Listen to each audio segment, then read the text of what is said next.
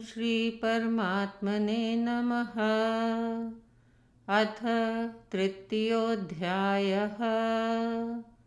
कर्मयोगः। अर्जुन उवाच ज्ञायसि चेत् कर्मणस्ते मता बुद्धिर्जनार्दन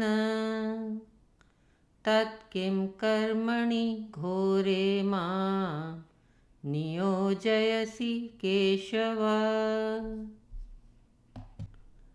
व्यामिश्रेणेव वाक्येन बुद्धिं मोहयसीव मे तदेकं वद निश्चित्य येन श्रेयोऽहमाप्नुयाम्। श्रीभगवानुवाच लोकेऽस्मिन् द्विविधा निष्ठा पुरा प्रोक्ता मया नघ। ज्ञानयोगेन साङ्ख्यानां कर्मयोगेन योगिनाम्। न कर्मणामनारम्भान् नैष्कर्म्यं पुरुषोऽश्नुते न च सन्न्यस्सनादेव सिद्धिं समधिगच्छति। न हि कश्चित् क्षणमपि जातु तिष्ठत्य कर्मकृत् कार्यते ह्यवशः कर्म सर्वप्रकृतिजैर्गुणैः। कर्मेन्द्रियाणि संयम्य य आस्ते मनसा स्मरन् इन्द्रियार्थान् विमूढात्मा मिथ्याचारः स उच्यते। यस्त्विन्द्रियाणि मनसा नियम्यारभतेऽर्जुन कर्मेन्द्रियैः कर्मयोगम् असक्तः स विशिष्यते। नियतं कुरु कर्म त्वं कर्म ज्यायो ह्यकर्मणः शरीरयात्रापि च ते न प्रसिद्धयेद कर्मणः। यज्ञार्थात् कर्मणोऽन्यत्र लोकोऽयं कर्मबन्धनः तदर्थं कर्म कौन्तेय मुक्तसङ्गः समाचर। सह यज्ञा प्रजा सृष्ट्वा पुरोवाच प्रजापतिः अनेन प्रसविष्यध्वम् एष वोस्त्विष्टकामधुक्।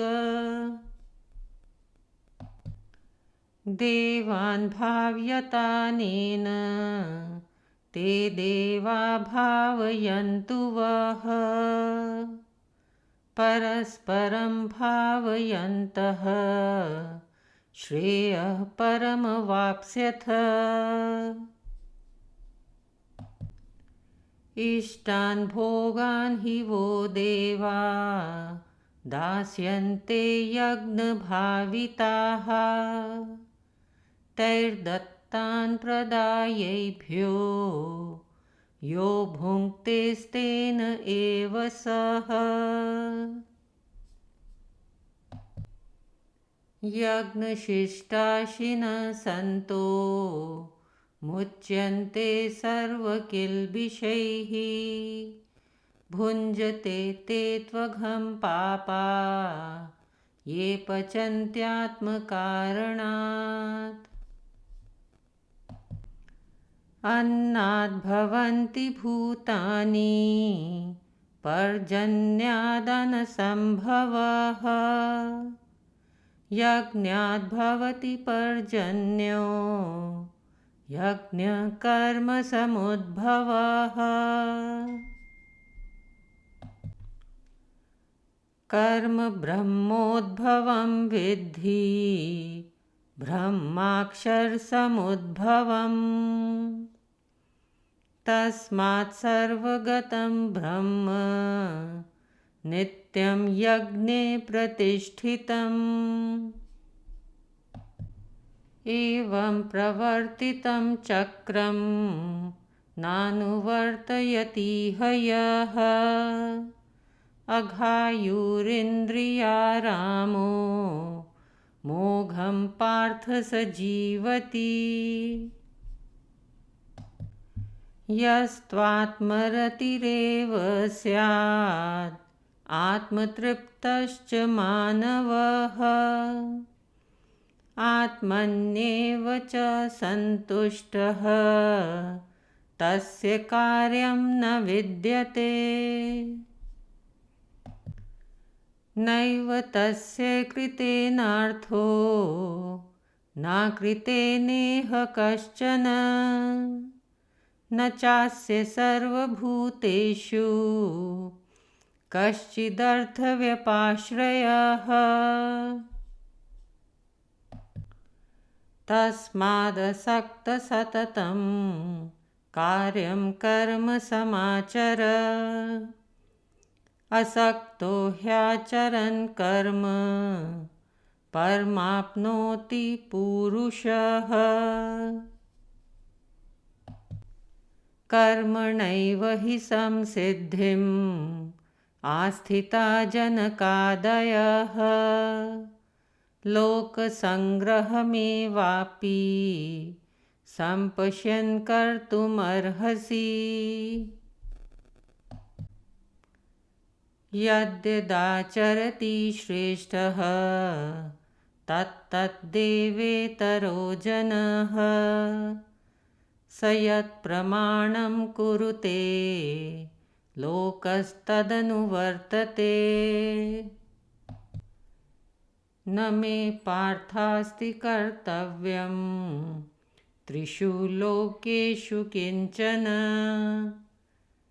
नानवाप्तम् अवाप्तव्यं वर्त एव च कर्मणि यदि ह्येयं न वर्तेयं जातु कर्मण्यतन्द्रितः मम वर्त्मानुवर्तन्ते मनुष्याः पार्थ सर्वशः उत्सीदेयुरिमे लोका न कुर्यां कर्म चेदहम् शङ्करस्य च कर्ता स्याम् उपहन्यामिमाः प्रजाः सक्ता कर्मण्यविद्वांसो यथा कुर्वन्ति भारत कुर्याद्विद्वांस्तथा सक्तः चिकीर्षुर्लोकसङ्ग्रहम् न बुद्धिभेदं जनयेत् अज्ञानां कर्मसङ्गिनां जोषयेत् सर्वकर्माणि विद्वान् युक्तः समाचरन् प्रकृते क्रियमाणानि गुणैः कर्माणि सर्वशः अहङ्कारविमूढात्मा कर्ताहमिति मन्यते तत्त्ववित्तु महाबाहो गुणकर्मविभागयोः गुणागुणेषु वर्तन्त इति मत्वा न सज्जते प्रकृतेर्गुणसम्मूढाः सज्जन्ते गुणकर्मसु तान् कृत्स्नविदो मन्दान् कृत्स्नविन्न विचालयेत् मयि सर्वाणि कर्माणि सन्न्यस्याध्यात्मचेतसा निराशीर्निर्ममो भूत्वा युध्यस्व विगत अज्वरः। ये मे मतमिदं नित्यम् अनुतिष्ठन्ति मानवाः श्रद्धावन्तो न सूयन्तो मुच्यन्ते तेऽपि कर्मभिः। ये त्वेतदभयसूयन्तो नानुतिष्ठन्ति मे मतम् सर्वज्ञानविमूढांस्तान् विद्धि नष्टान् चेतसः। सदृशं चेष्टते स्वस्याः प्रकृतिर्ज्ञानवानपि प्रकृतिं यान्ति भूतानि निग्रह किं करिष्यति। इन्द्रियस्येन्द्रियस्यार्थे रागद्वेषौ व्यवस्थितौ तयोर्न वशमागच्छेत् तौ ह्यस्य परिपन्थिनौ। श्रेयान् स्वधर्मो विगुणः परधर्मात् स्वनुष्ठितात् स्वधर्मे निधनं श्रेयः परधर्मो भयावहः।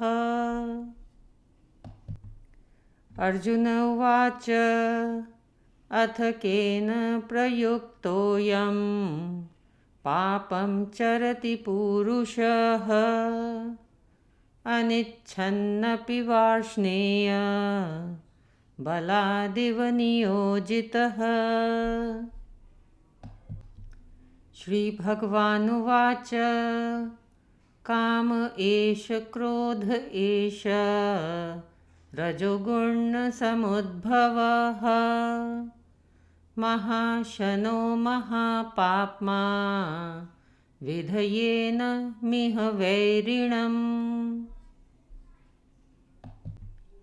धूमेनाव्रियते वह्निर्यथादर्शो मलेन च यथोल्बेनावृतो गर्भः तथा तेनेदमावृतम्। आवृतं ज्ञानमेतेन ज्ञानिनो नित्यवैरिणा कामरूपेण कौन्तेय दुष्पूरेणानलेन च। इन्द्रियाणि मनोबुद्धिः अस्याधिष्ठानमुच्यते एतैर्विमोहयत्येष ज्ञानमावृत्य देहिनम्। तस्मात् त्वम् इन्द्रियाण्यादौ नियम्य भरतर्षभ पाप्मानं प्रजहीह्येनं ज्ञानविज्ञाननाशनम्।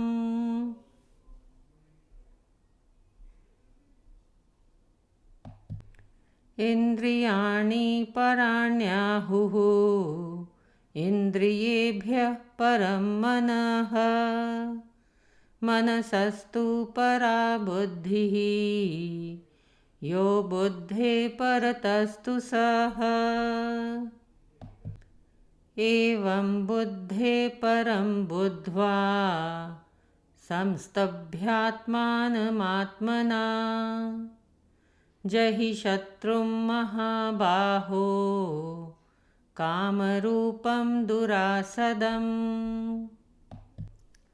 ॐ तत्सदिति श्रीमद्भगवद्गीतासु उपनिषत्सु ब्रह्मविद्यायां योगशास्त्रे श्रीकृष्ण अर्जुन संवादे कर्मयोगो नाम तृतीयोऽध्यायः।